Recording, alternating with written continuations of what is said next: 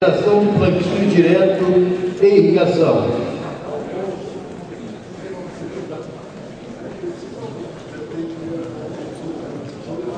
Silêncio.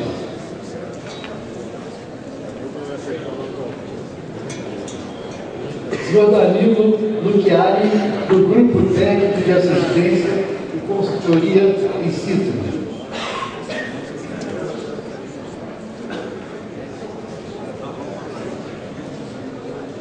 Senhor Mário Ferreira Campos Filho, do Sindicato da Indústria de Fabricação do Álcool no Estado de Minas Gerais.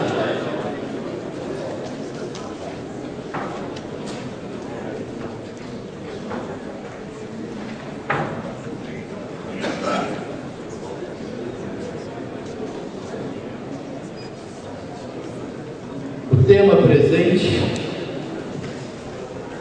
será apresentado pelo representante da Embrapa, da Presidência da República, Evaristo Eduardo de Miranda.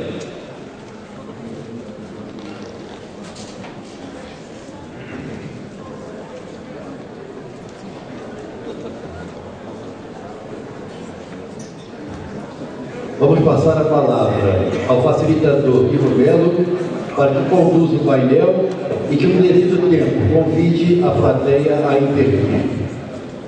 Ok. Muito obrigado. Em primeiro lugar, agradecer diretamente ao secretário nacional de irrigação, Dr. Guilherme Araído, por nos dar essa oportunidade de estar trabalhando aqui nesse seminário, tão importante seminário. E é o segundo, já participei do primeiro, e a gente agora fica nessa condição de mediador do painel, o que muito nos honra. Parabenizar o pessoal do Ministério da Integração, toda a equipe que está aqui. Eu acho que lá na Codevasf não ficou ninguém, porque está todo mundo por aqui, né? Então, ficou meio deixaram, como a gente diz lá no Rio Grande, tapera a Secretaria Nacional de Irrigação, pela excelente organização aqui do nosso governo. Então, nós vamos passar a palavra, ao nosso painel, que trata da contribuição da agricultura irrigada para a agropecuária. Nós vamos ouvir a participação do doutor Evaristo Eduardo Miranda, que é da Empresa Brasileira de Pesquisa Agropecuária, da Embrapa, que vai trazer um contexto em relação ao tema proposto, e depois, com os debatedores, nós faremos uma discussão, um debate aqui, junto com a plateia. Então, vou passar de imediato a palavra ao doutor Eduardo, para que ele possa, então, discorrer sobre a sua participação aqui nesse momento. Por favor, Eduardo.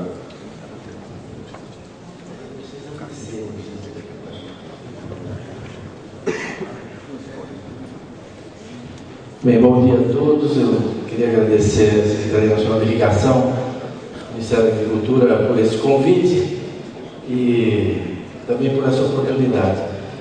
Eu vou apresentar, o que me foi colocado inicialmente foi um painel, aqui em cima, um retrato, se é que isso é possível, eu acho que isso é importante a gente situar a irrigação, de como anda a agricultura brasileira. Eu acabo de concluir, então, no âmbito da Embrapa, uma pesquisa de 4 anos aí sobre a evolução, a trajetória da agricultura brasileira. Essa pesquisa se materializou nesse livro aqui, que foi lançado fazendo um mês, que chama Agricultura Brasileira no Século XXI, e foi uma tentativa de trazer, sobretudo para o público urbano, que desconhece a nossa agricultura, uma visão. Até quando eu dediquei esse livro para a Dilma, eu pus lá, presidente, é uma visão ecumênica, ampla, geral e irrestrita da agricultura brasileira, pegando assim, todos os seus aspectos. Então, se vocês me permitirem, o meu convite é para a gente fazer um sobrevoo sobre essa agricultura hoje, em torno de 4 pilares que fazem a nossa agricultura hoje, e em todos eles a irrigação tem um papel importante, que é a produção de alimentos, a produção de fibras, a produção de energia e de produtos diferenciados que se enquadram bem nessas 3 categorias. Então, é o que eu pretendo fazer hoje aqui, sem maiores pretensões. Antes de começar, só queria dizer uma coisa, porque teve 2, 3 pessoas que me perguntaram Se eu ia falar alguma coisa do Código Florestal, eu não vou falar do Código Florestal, a Samanta já falou do Código Florestal, mesmo já participei também muito ativamente dessa questão do Código Florestal. A única coisa que eu talvez daria uma pontuação, sobretudo para quem é médio e grande produtor, né, é que o CAR é o último dos problemas. Né? Preencher o CAR é como preencher o imposto de renda. Né? Uma coisa declaratória que você vai fazer. Agora, quando você preenche o imposto de renda, você faz por duas razões. A primeira é para ficar regularizado diante da administração e da lei, não é isso? É uma obrigação. Né? Então, o CAR é uma obrigação. Mas a segunda coisa você faz para obter o máximo possível de restituição, não é isso? Ou, se possível, pagar o menos possível de imposto. Então, esse mesmo raciocínio deveria prevalecer no caso do CAR. O proprietário tem que fazer uma boa análise nisso, a minha equipe lá na Embrapa tem trabalhado, fazer uma boa análise da situação ambiental da sua propriedade ou das suas propriedades, para ver se ele vai optar pelo formulário simplificado, ou se ele vai trabalhar com comprovante, e como que ele vai usar isso. Será que vale a pena juntar a reserva legal com a APP? Depende. Talvez valha, talvez não valha a pena. Você está querendo ter bônus? O que você vai fazer com a propriedade daqui a 20 anos? Você vai dividir? Você vai desenvolver uma nova atividade de piscicultura? Você vai ampliar a área irrigada? Esses raciocínios, quer dizer, é que deveriam constituir um quadro, entendeu? Com a tua situação, e você verá que existem várias opções de se regularizar. Não é só preencher o CAR. Preencher o CAR é a última coisa, certo? Aliás, é bom nem ter pressa nisso, porque não precisa ter pressa, certo? Tem tempo. Agora, o raciocínio tem que ser feito porque, como declaração de bens, se você declarou que comprou um apartamento por 500 mil no imposto de renda, está declarado agora, certo? 500 mil. Você vender amanhã, daqui a 20 anos, tudo isso vai ser calculado. Você vai declarar os seus bens ambientais. Como então declará-los em função dos seus objetivos como gestor dessa terra? Então, a minha equipe na Embrapa, nesse momento, tem trabalhado nisso, na orientação de produtores. Isso é sobretudo pertinente para grandes produtores, né, médios. Como, não é? Se adequar a isso. Então, eu encerro aqui, desculpe aqui esse desvio de rota, que eu respondi para 3 ou 4 que me perguntaram ali. Vamos então para essa apresentação, né? Eu não sei se é possível apagar aqui, então, radicalmente. Bem, só quem me quebra. Falar de agricultura, né, é sempre bom lembrar. Esse é um trabalho que eu acabo de publicar, que apresenta o que tem de área protegida no mundo. Né? Quantos países protegem de área no mundo? Esses são os países que têm mais de 2 milhões de quilômetros quadrados. E os dados que eu estou utilizando aqui são os dados da UCN, que aí ninguém contesta, ninguém vai falar que não é isso. Não. Bom, então vocês veem, o Brasil ele preserva hoje 30% do seu território. A média dos países é 10%, o Brasil junto. Se tirar o Brasil, vai cair para menos de 8%. Então o país que mais preserva o seu território é o Brasil. E o que a China preserva os Estados Unidos? O deserto de Gobi, o deserto de Nevada, não é? O Vale da Morte, né? Mojave Desert. São áreas, né? Lá o Alasca, com muito pouco potencial produtivo. A maioria das áreas preservadas estão em áreas marginais. E a gente preserva a área que tem muito potencial, por isso tem problema para conservá-las, etc. Mas apesar disso tudo, vamos supor o caso da Holanda, né, que não sobrou uma árvore na Holanda, né, ou no Vale do Pó, sei lá, na Itália. Então você pode dizer assim para a Holanda, olha, não tem uma árvore na Holanda. Para recompor as florestas, vamos precisar da ajuda dos agricultores. Tem que ser nas propriedades, vão ter que fazer a reserva legal dentro das propriedades. Né? Na Holanda seria super lógico isso. Né? Num país que já tem 30% do território preservado, pois bem, além disso, dentro das propriedades, não é isso? Também tem que ter todo esse esforço. Quer dizer, esse é o contexto de uma agricultura e dos agricultores. É claro que os alimentos vão ficar cada vez mais caros. Né? Não tem mão de obra, não tem natalidade. Legislação trabalhista inacreditável no campo. Vai subir o preço. A terra ficou dificílima, né? Cada vez mais cara, aumentou o preço da terra. Vai ficar barato o preço do alimento? Não é nada, né? Como dizia um colega vindo aqui, o cara reclamou do feijão com ele, ele falou, você se prepara aí porque o feijão vai continuar subindo, né? Não vai ficar... E ao mesmo tempo a gente vive esse paradoxo, né, de uma agricultura que hoje é quem garante o saldo positivo da nossa balança, não é isso? Quer dizer, o saldo do Brasil anda aqui, né? Anda aqui, o resto da economia anda aqui, negativo. E nós estamos aqui porque a agricultura está aqui, né? E apesar desse contexto, ela continua investindo em tecnologia, e irrigação é um dos grandes dados nisso, né? Vocês sabem que a nossa área plantada em grãos praticamente pouco evoluiu, enquanto que a produção, a produtividade cresce anualmente. Eu vou voltar depois sobre isso, né? E isso tinha feito com que até então o preço da cesta básica diminuísse muito, né? Quer dizer, o ano passado, o ano atrasado, a cesta básica valia metade do que ela custava em 75. Isso quer dizer que o agricultor que faz alimento está ganhando o dobro? Não.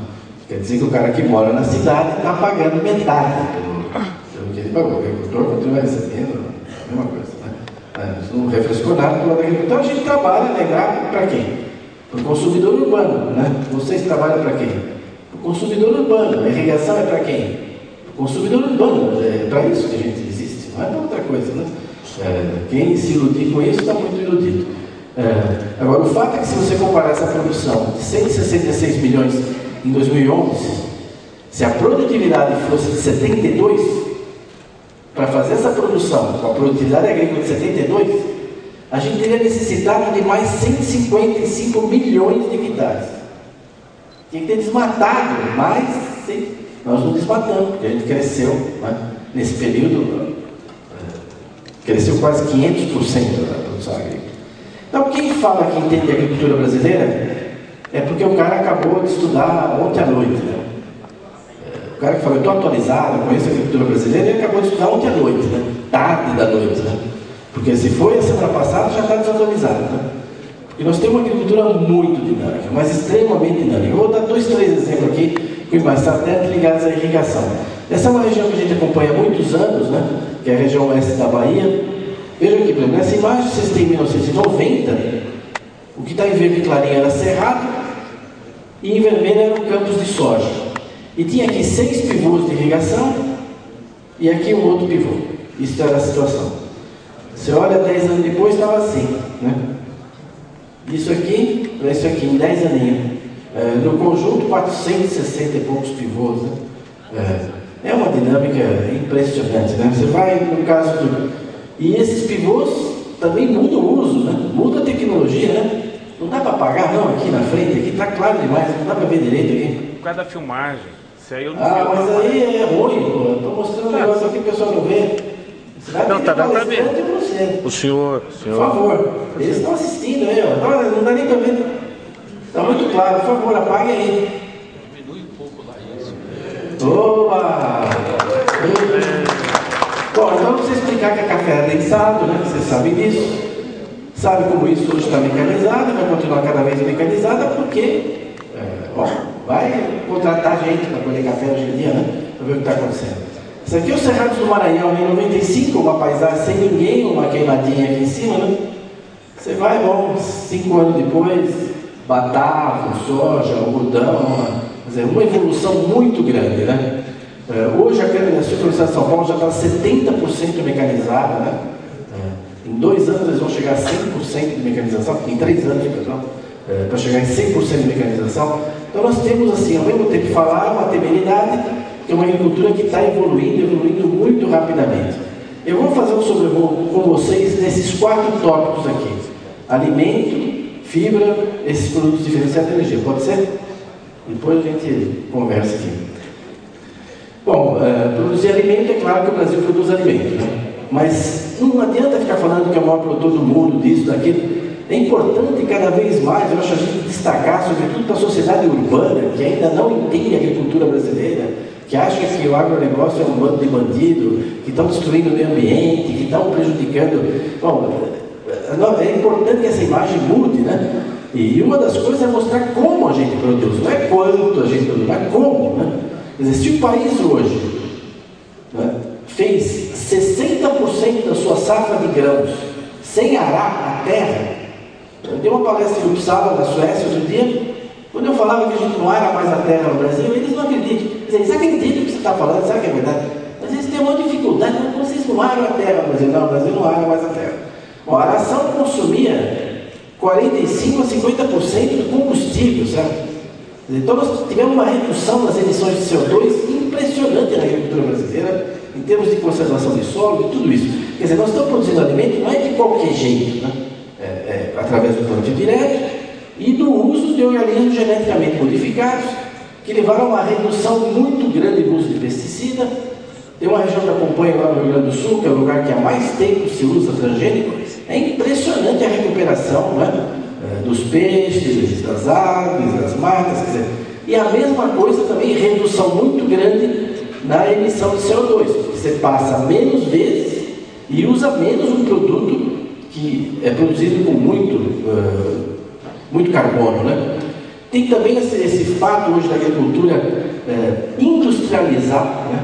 Toda a parte de controle biológico, né, que hoje está cada vez mais industrializada, né? Ganhando escala, né? E a agricultura de precisão que está trazendo uma racionalidade completamente nova no uso de fertilizantes, né? Essas máquinas com distribuição variada, de débito variado de fertilizantes, você consegue hoje economias enormes, né? E a mecanização crescente da pequena propriedade, né? A Bimac fez um trabalho fantástico, né, nesses últimos anos, e inclusive também criou para eles um mercado fantástico, que são os pequenos, né, e os médios, né? Máquina para pequeno e médio, né? Então a gente produz muito, né? As últimas safras foi 130 milhões de toneladas. E agora o milho safrinha está produzindo mais que a safra de milho, não é isso? Quer dizer, foi assim o ano passado e vai ser assim esse ano. Foram 35 milhões de toneladas no ano passado, provavelmente tinha 42 milhões de toneladas a safrinha de milho. Vai ter que mudar de nome, né? Porque safrinha, mais ou menos, né? E a gente planta de qualquer jeito no Brasil, né? Eu gosto dessa imagem aqui. Isso aqui é um campo de soja em Mato Grosso do Sul, que tem 10 metros de largura e 5 quilômetros de comprimento, né? Na beira da estrada, né? E de pessoas sem terra, hein? Que está plantando, não é? Mas isso é o Brasil, né? É o Brasil. E nós estamos tendo essa especialização. Então, no caso do arroz aqui, o Ivo ali, para ele não ficar bravo comigo, nós temos 12 milhões de toneladas, né? 61% é no Rio Grande do Sul, né? E 98% irrigado, né? Acabou. E ponto final, e é isso mesmo, né? E quase no Código Florestal se inviabilizou completamente essa atividade, né? Que vivia numa espécie de ilegalidade, né? Bom, é o caso do feijão, o Brasil produz 20% do feijão do mundo, né? 20% da produção mundial de feijão está no Brasil, né? Está no Brasil. Ao mesmo tempo, essa nossa produção, ela é acompanhada, né? Eu dou aqui um exemplo só da soja no Mato Grosso. Por problema de cadeia de custódia, de certificação, de exportação para a Europa, um monte de coisas, não entrar em detalhe. Por exemplo, e amarelo, o que é isso? É a área de soja. Mas se você for se aproximando das imagens satélites, hoje existe um cadastro, né, dos campos de soja, certo? O estado do Mato Grosso administra coisas e cada vez mais os estados, esse cadastro ambiental rural vai nesse mesmo sentido, né? Tem muita tecnologia acompanhada, não só no processo produtivo, mas em tudo que tem em volta dele. E a lembrar, a nossa última safra foi 180 milhões de toneladas, certo? 35 milhões sem aração. Ou seja, só a safra de grãos no Brasil alimenta 3,5 vezes a nossa população hoje. Todo ano a gente produz em grãos o suficiente para alimentar 3,5 vezes o Brasil. Então, se o cara falar de segurança alimentar no Brasil, tá bom. Vou falar de obesidade, né? De outras coisas. Bom, só que o Brasil não produz só grãos. O Brasil produz tubérculo de monte, produz hortaliça, fruta, óleo, né? A produção de alimentos do Brasil alimenta hoje mais de 1 bilhão de pessoas. Todo ano. Mais de 1 bilhão. Isso é o Brasil hoje. Não é? Vai ser e tal. E de forma competitiva, né? Hoje, quando você mandar um cara plantar batata, né? Vai plantar batata é assim, né? Não é isso? A gente faz 15 milhões de toneladas de batata, fazemos 35 milhões de toneladas de mandioca, né? Hortaliças, batata doce, inhame, cará. Hortaliças tem quase 800 mil hectares, né? E nós temos uma tradição no Brasil porque todos esses alimentos vieram, as hortaliças dos europeus, vieram dos árabes, vieram dos japoneses, tem as dos índios, nós temos uma diversidade nessa área extraordinária, né, no país.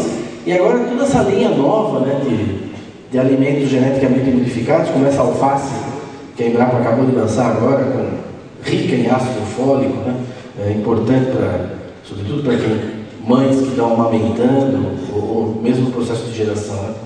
Mas além de hortaliças, o Brasil produz fruta, né? E muita fruta. Né? Terceiro produtor mundial de banana, a gente produz frutas. Nesse livro eu fiz o inventário de todas as frutas tropicais que o país tem, goiaba, enfim, tudo que você imaginar, e muita fruta temperada também, né? Maçã, ameixa, pêssego, figo, com tecnologia, né? Vejo o caso aí de Santa Catarina, né? Proteção contra granizo, usa imagem satélite para um monte de coisa, né? E ao mesmo tempo também a entrada dos organismos geneticamente modificados nisso. Vocês sabem que tem um mamão agora multivitamínico aí da Embrapa, que aquele comprimido Centrum de A a Z não chega perto, certo? Comprar um mamão da Embrapa, né? Tem essa banana com insulina para os diabéticos, tem um monte de coisa que está evoluindo. Por quê? Porque a gente quer que as pessoas no futuro, em vez de ir na farmácia, vão na feira, né? Compre do agricultor, né? Encontre alimentos funcionais que resolvem problemas de saúde comprando do agricultor. Né? A vitivinicultura é um outro exemplo, né, que se expandiu para o semiárido. E aí ela se expandiu graças à irrigação. Né? Então hoje, semana passada, teve uma reunião difícil lá na Presidência da República, discutindo essa história do Nordeste, como sempre, né? Eu falei, mas, presidente, tem um monte de área irrigada que falta um pedacinho para acabar, né? Vamos acabar isso aí lá no Vale do São Francisco, né? Bota 100 mil hectares a mais de irrigação aí da noite para o dia, né? Mas, bom, isso é da vida, né? No Brasil, vocês sabem, de cada 4 copos de suco de laranja que se toma no mundo, 3 vêm do Brasil. Né? Nós exportamos 75% do concentrado de suco de laranja do mundo. Né? Em São Paulo tem até citroducto. Né? E produzimos açúcar, que é um alimento extraordinário, está presente em tudo. Né? E não é pouco, a gente produz aí 38, quase 40 milhões de toneladas de açúcar. Mas a gente produz carne. Sabe quantos bois a gente matou no ano passado? Quantos bois o Brasil matou? 42 milhões. Não é isso? 42 milhões. Quantas patas tem boi? 4, não é isso? No meu tempo era 4 patas cada boi. Então dá muita patinha de boi tudo isso, né? Você acha que a gente joga fora? Né? 20% do biodiesel do Brasil, desse que está em todas as bombas, vem do quê? Sebo de boi. Sebo de boi garante 20% do biodiesel do Brasil hoje.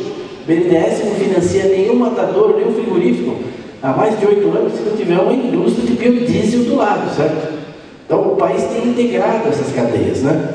Nós abatemos 35 milhões de suínos no ano passado, quase 6 bilhões de frangos, e quase uma população mundial de galinha. É muita pena, né? Muito barulho, né? Muita coisa. E o leite ultrapassou o etanol, até que enfim, né? A gente está produzindo mais leite que etanol. Eu fiquei tão contente quando isso aconteceu, eu achava meio assim, me revoltava um pouco produzir mais etanol que leite. Né? Mas agora a gente está com leite e estamos que estamos, né? Além de ovos, etc. Né? Então, o país produz alimento, carne, em grande quantidade, e isso continua evoluindo, porque a agricultura está num desenvolvimento impressionante no Brasil. Né? Vocês vejam que nós estamos aí em 500 mil toneladas de peixe. Desde 2002, a gente produz mais camarão do que pesca, desde 2002. Né? Você pega, faz quanto que não está aqui, o Furlan, que foi ministro, que o filho dele, de 40 anos, vai fazer o quê? Criar galinha de novo, o porco, na sadia, na perdiga, não. Ele está lá em Sinop criando peixe, certo? Sorriso, é isso?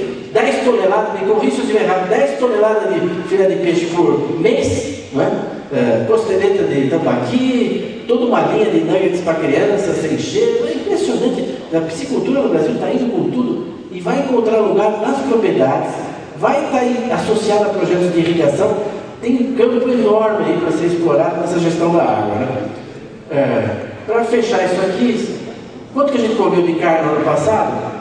120 quilos por habitante ano. O ano passado, o brasileiro, em média, né? 120 quilos de carne. Sem contar leite, laticínio, ovo, etc. Realmente, falar de segurança alimentar e tal, esse é o consumo, não é? Já está descontado a exportação, tudo, né? Claro que não é uma carne que nem a do Uruguai, nem da Argentina, tal, mas 45 quilos de zebu aí, praticamente, para todo mundo, né? Bom, a segunda coisa, e aí eu serei mais rápido, é a produção de fibras, né? Tudo isso já faria da agricultura brasileira uma coisa colossal. Mas a agricultura brasileira produz fibra, e muita fibra, né? Nós produzimos 24 milhões de toneladas de fibra de celulose por ano, né? Isso sem tirar a madeira, nem a carvão, que é outra coisa, né? Quer dizer, 61 milhões de metros cúbicos de eucalipto, pinos, né? Por ano, né? Exportando de monte 35 bilhões de dólares, certo? Quer dizer, não é pouco, né? Outro exemplo impressionante é o algodão, né? Quer dizer, vocês lembram, faz 10 anos o Brasil era o maior importador de algodão do mundo. Quer dizer, 10 anos não, 11 para ser exato. Era o maior importador de algodão do mundo, a nossa indústria têxtil. Nós somos agora, em 10 anos, o terceiro exportador. Terceiro exportador, porque estamos produzindo com tecnologia, em locais novos, né, no Mato Grosso, em Goiás, no oeste da Bahia, algodão transgênico, algodão desse tamanho, parece gente, vocês já têm visto? É impressionante, uma evolução desse tipo, né? No mundo não é comum, né? Não é comum que nós estamos fazendo algodão. A mesma coisa está acontecendo e vai acontecer com os eucaliptos, porque essas novas variedades transgênicas de eucalipto, em vez de 7 anos, elas levam 5 anos e meio e produzem 20% a mais de celulose. E você tem eucalipto dirigido para a celulose, com menos lignina. Como tem transgênico, e vai ter transgênico agora dirigido para a lignina, para fazer madeira, e menos para fazer papel, etc. Eu não vou me alongar nisso. Mas além de algodão, você sabe que o Brasil produz de monte fibra de coco, não é? Não existe na Volkswagen, na General Motors, na Ford, nenhum carro mais que tenha fibra de vidro. Tudo é fibra de coco. Em todos os automóveis é fibra de coco. Fibra de coco que entra na pastilha de freio, que entra num monte de coisa. No livro aí eu detalhar isso, mas é enorme que as fibras fazem parte do cotidiano. Quem está produzindo é a agricultura. É quem está produzindo papel higiênico na casa de todo mundo, né? Quem está produzindo a roupa, mas os brasileiros às vezes não se dão conta desse tamanho da agricultura. Mas fibra de bambu, né? Cada vez mais roupa com fibra de bambu, sobretudo cueca, camiseta, bactericida, fica 1 grau a menos a temperatura, beleza, né?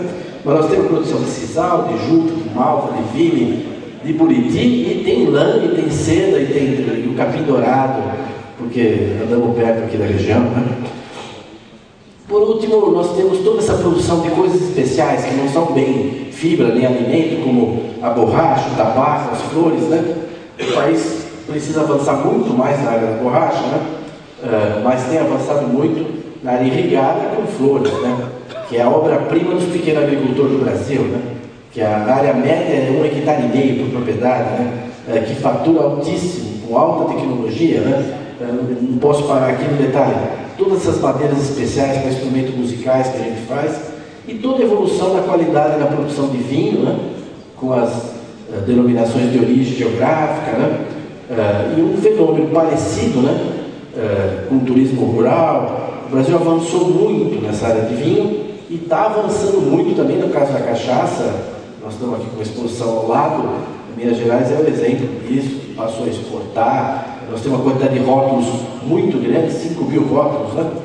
E continuamos, o maior produtor de tabacos, primeiro exportador, e também de todos esses produtos, entre outros o café, né? Esse café lá do oeste da Bahia. Mas vocês vejam, qual que é o segundo produtor mundial de café? Quem é? Depois do Brasil, quem é o segundo produtor? A Colômbia não é mais, faz anos que não é mais. Vietnã. Não, é o Vietnã. Certo? É o Vietnã. E a Colômbia, o café está caindo, com um monte de problema. Bom, o que o Vietnã produz de café? Aquela porcaria chamada robusta, que é um horror, né? Não tem aroma, não tem sabor, cheio de cafeína, aquela coisa que se faz na Amazônia e em alguns outros lugares.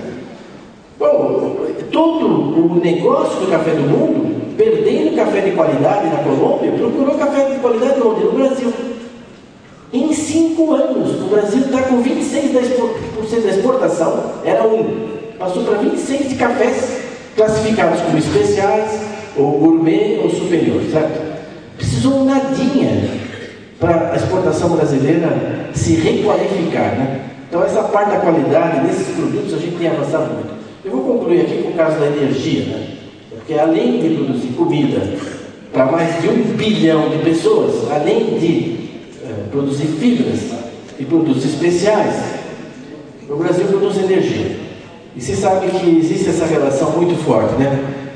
Quilowatt por habitante e PIB por habitante. Isso aqui é cruel, é assim. Você pode gostar, não gostar, é assim. Nós estamos aqui, né? E esse povo está aqui, né? É isso, né? Bem, vocês sabem que a nossa matriz energética é uma matriz muito limpa, né? 47% da energia que se usa no Brasil é renovável.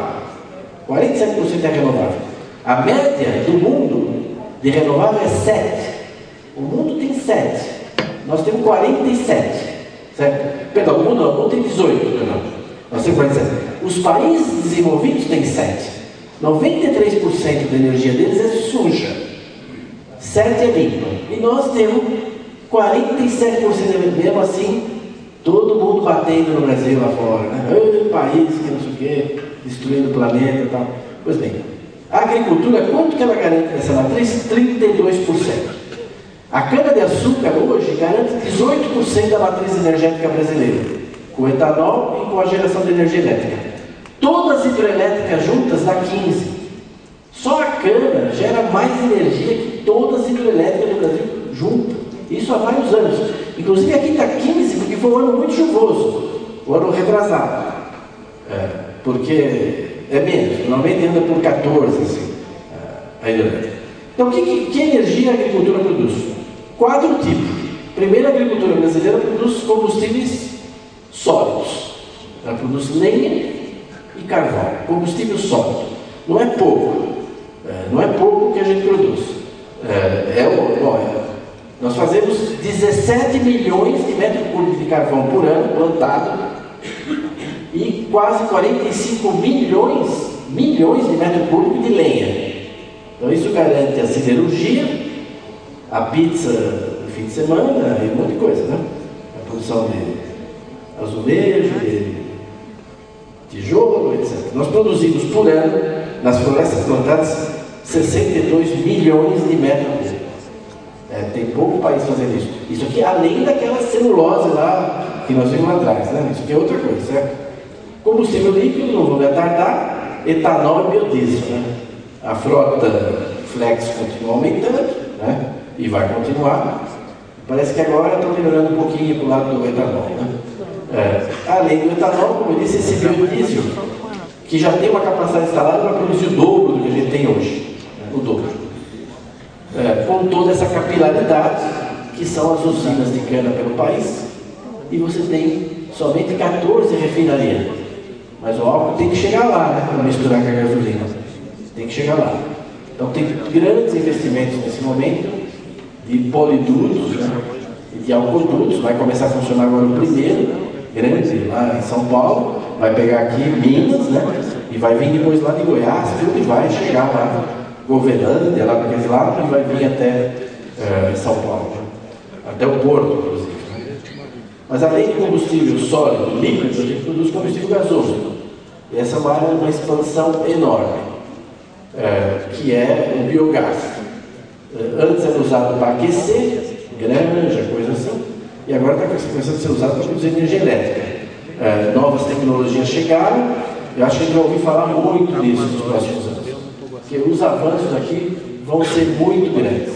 Já estão acontecendo no Sul, em Santa Catarina, em vários lugares, estão acontecendo em São Paulo, enfim, vários estados, mas isso vai continuar. Por último, a agricultura produz energia, bioeletricidade, diretamente, certo? Na caldeira. 9% da energia elétrica de São Paulo vem da cana. 30% das usinas do Brasil geram energia elétrica. Geram energia elétrica com bagaço. Mas tem um monte de outra coisa gerando energia. Hoje, globalmente, para o país é quase 8%. A gente pode chegar a 20%, sem muito atropelo. Nós não falamos agora há pouco da safrinha, vou concluir com isso. A safrinha, 37 milhões de toneladas. Alguém aqui consegue imaginar o que é 1 milhão de toneladas de milho? É difícil imaginar, né? 40 milhões de toneladas de milho é muito milho, né? Vocês têm ideia do que isso gera de barro, de sabugo? E o que os agricultores estão fazendo com esse sabugo? Bom, eles estão, como no caso da cana, estão jogando tudo em caldeira, cada vez mais, sobretudo em Minas Gerais. Então, nós estamos tendo uma evolução que nem o balanço energético consegue captar, de tão recente que ela é. De destino para a geração de energia, de subprodutos da agricultura e também do extrativismo, né? Hoje a produção de carvão a partir de coco-babaçu é muito grande, né? É muito grande. Esse aqui é o último slide com números, para dizer o seguinte: hoje o Brasil produz entre 30% e 32%, depende do ano, da matriz energética brasileira. A agricultura garante 30% a 32%, certo? É impressionante, mas ela faz isso. Só que para fazer isso ela precisa usar óleo diesel, não precisa? Então ela come também na matriz. Quanto que ela come na matriz? 4,5%. Vai produzir 31, 32%. Vamos supor que a França e a Inglaterra decidissem que eles vão produzir 10% da energia da Inglaterra com a agricultura. 10% da energia da Inglaterra agora vai ser a agricultura que vai produzir. Consegue? Consegue. Só que vai comer 20 na matriz. Vai comer 18, vai comer 30 na matriz para produzir 10. Por quê? Porque a gente faz cultura de ciclo longo, 10 meses de fotossíntese, 11 meses de fotossíntese. Nos países temperados não tem jeito, não tem jeito. É 90 dias de fotossíntese. Colhe o milho, pode fazer energia com o milho? Pode, mas 90 dias de fotossíntese, 3 meses de fotossíntese. Eu não queria me alongar nisso, mas nisso reside a grande diferença do potencial que o Brasil tem de gerar energia para a agricultura, que está nisso. Eu vou pular isso aqui. Doutor Eduardo, só para o seu controle. E vou. Eu acabei. 10 minutos. Ainda tem 10 minutos? Se você me der 10, eu volto aqui nesse Mas pode deixar para a pergunta também. Eu só estou mostrando isso aqui. Isso aqui é o balanço energético de emissão de CO2 que a gente tem no planeta. Esses são os 20 maiores emissores em 2010. Nós não temos um balanço ainda em 2011 e 2012. Isso é feito pelo EIA, tá? É uma coisa internacional, etc. Não vou entrar em detalhes, se alguém quiser saber, depois eu posso comentar. Pois bem, o país que mais emite CO2 é a China. Depois estão os Estados Unidos, a Índia e a Rússia. Quer dizer, esses 3 países aqui é metade das emissões de CO2 do planeta. 3 países dá metade das emissões, certo? E o cara fica, não, Brasil, agricultura de baixo carbono. Eu falo, pô, mais baixo carbono que nós já estamos. Quer dizer, bom, 3 países, quer dizer, se esses 3 países fizerem um esforço de reduzir 10% das emissões, nossa, o planeta é uma maravilha, né? Agora, o Brasil está aqui, ó, 13º, 1,5% das emissões. Né? Se a gente reduzir metade, bom, o planeta nem vai perceber, né? Agora, isso é falando da emissão total. Agora, é justo ponderar isso por habitante, não é justo? Então, quando você pondera por habitante, o chinês não polui nada. A China vai para 43. Cada chinês polui muito pouco. E a população é enorme, né? Aí quando a gente olha aqui em cima, quem que está? Os países que poluem bastante. Bom, aí os Estados Unidos, uso de petróleo, porque eles têm petróleo. Aí está a Austrália, os Estados Unidos, o Canadá, a Holanda, que é um grande poluidor, né? Um dos maiores poluidores do mundo é a Holanda. E o Brasil está na posição 80. 80. Vocês querem reduzir a poluição de cada um dos CO2, é sempre bom, mas assim, não acredite, vocês vão salvar o planeta, porque nós estamos muito mal posicionados para salvar o planeta nessa matéria, né? É justo dividir por área, não é justo?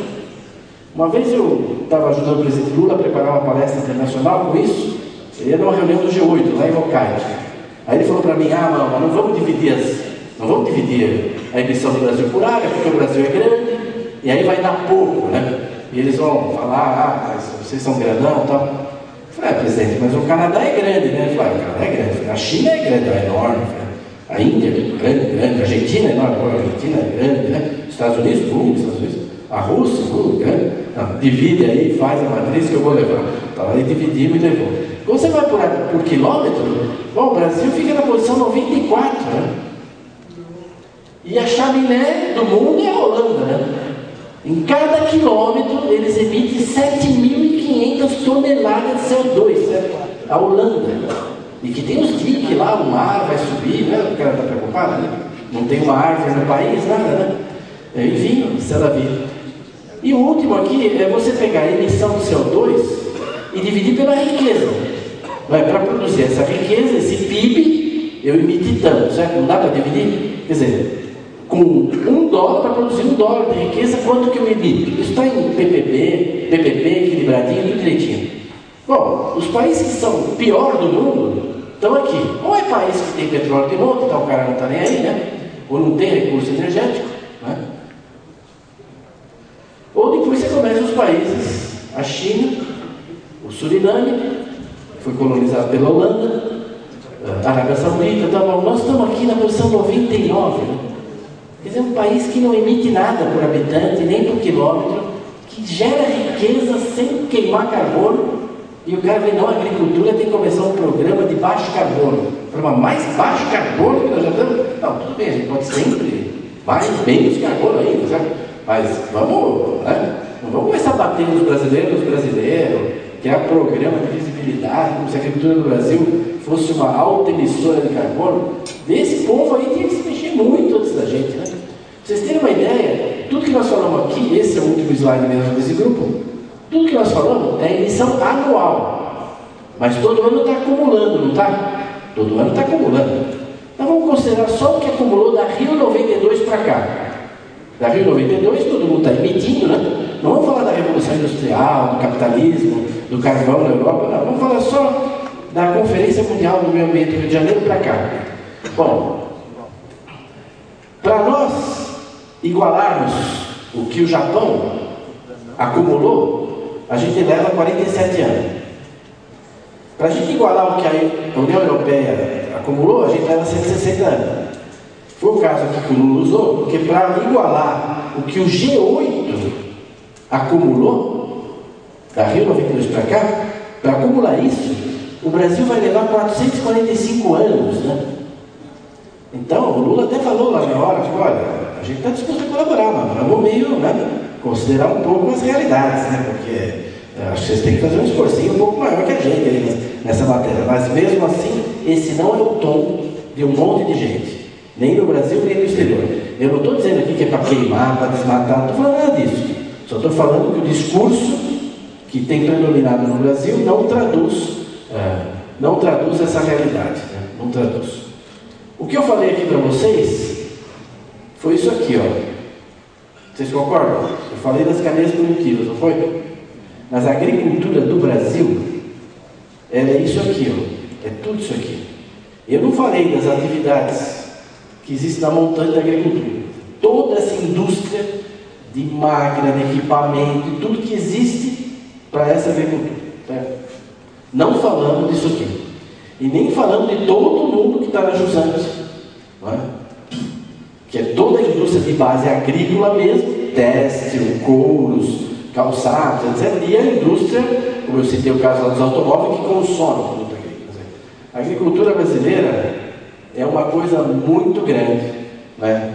Mas não é só o tamanho que a gente tem que destacar nessa agricultura, nós temos que destacar a maneira como nós estamos fazendo isso. E eu me permitiria aqui dizer uma palavra final sobre a sistemática da irrigação, que se o setor, em geral, já tem problema para se comunicar com a sociedade, né? A área irrigada tem mais problema ainda, né? Quer dizer, o pessoal entende menos ainda, né? Os caras que usam água desgrada, consome 80% da água. Quer dizer, cada vez que os caras falam isso, o Lavoisier lá no túmulo dele, ele passa mal, né? Porque ele falou na natureza, nada se cria, nada se perde. Como que a agricultura irrigada consome água? A água cai lá e desaparece. A água que tem no planeta é a mesma que tinha 100 mil anos atrás, é a mesma que haverá daqui 100 mil anos. Pode ser que ela não esteja poluída, esteja limpa, pode ser que aqui falte porque tem muita gente, tudo. Mas como que a agricultura consome água? Como que a irrigação consome água? Quer dizer, não existe isso, você usa, né? Existe um ciclo. Essa linguagem tinha que estar nos livros de educação ambiental, tinha que estar num monte de coisa, né? curso de educação ambiental deveria começar com Lavoisier, né? Mas a irrigação já tem essa pecha genérica, que é o maior consumidor de água, né? Depois a pecha que usa muito mal essa água, talvez até com alguma justificativa em algumas situações, né? E depois o setor que não prima pela eficiência, é a imagem que se tem, né? Nós temos muitos projetos estatais que deram errado no passado, por um monte de razões, né? E tem um monte aí que, como eu disse no começo, estava dizendo a semana passada lá numa reunião, era voto vencido eu, mas que fala, gente, falta tão pouco para concluir esses projetos no Nordeste, vamos pegar uma parte desse dinheiro de combate à seca e botar nesse projeto para alavancar isso daí, né? Vai arrumar 100 mil hectares, dá para empregar toda a população que teve vitimada pela seca, não que isso seja um desejo de tirar a população do lugar, não é nada disso, né? Mas o setor, quer dizer, eu gostaria de ver uma publicação do setor que mostrasse isso, né? Que ela não consome, como é que isso funciona, e pelo contrário, né? O quanto isso valoriza o capital, né? Que na área irrigada não interessa a produtividade por hectare, não interessa a produtividade por homem, como interessa nessas coisas que a gente mostrou aqui. Interessa a produtividade por unidade de capital, por unidade de capital, é isso que está mandando na irrigação. Entender, né? Explicar essa irrigação e mostrar o papel dela na produção de alimento, na produção de fibra, na produção de energia e na produção de produtos especiais. Eu fico aí à disposição, não sei se era bem isso, inicialmente eu fui convidado para falar isso, mas como ele falou sobre uma mesa, um painel de irrigação, acho que errou a palestra, e o palestrante, de todas as formas, é o que eu podia vir apresentar hoje aqui para vocês, é o que eu estou apresentando, estou indo agora, semana que vem, nesse Seminário Nacional de Cebola, lá, né, em São José do Rio Pardo, e continuo insistindo sobre isso, quer dizer, essa agricultura precisa ser conhecida, e se nós do setor não temos ideia do que é o tamanho dessa agricultura, não adianta você entender só da sua área, né? Agora, cada um na sua área também precisa produzir comunicação, precisa ampliar esse diálogo para a sociedade.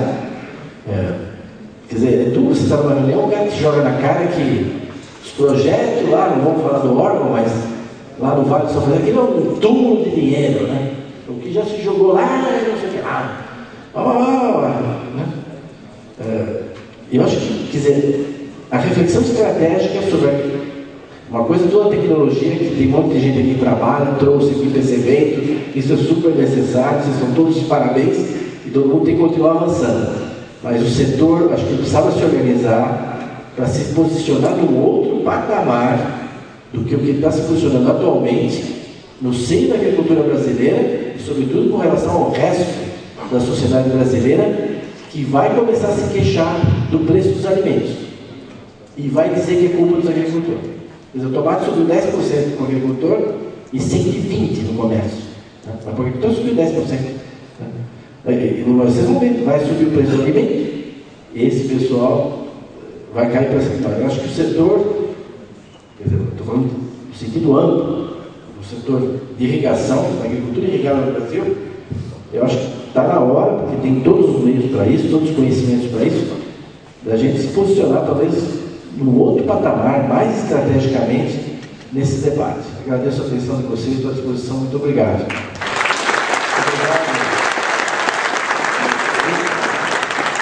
Muito obrigado, doutora Maria Miranda. Eu não conhecia pessoalmente, mas de várias literaturas, de várias reuniões que a gente participou nesses últimos anos, depois de 2009, aí, com a adesão voluntária, né, do nosso país a um programa de mitigação de emissões de gás de efeito estufa, né? O seu nome sempre era citado nas publicações, nos documentos e tudo. A gente participou dessa parte como plantio direto, né?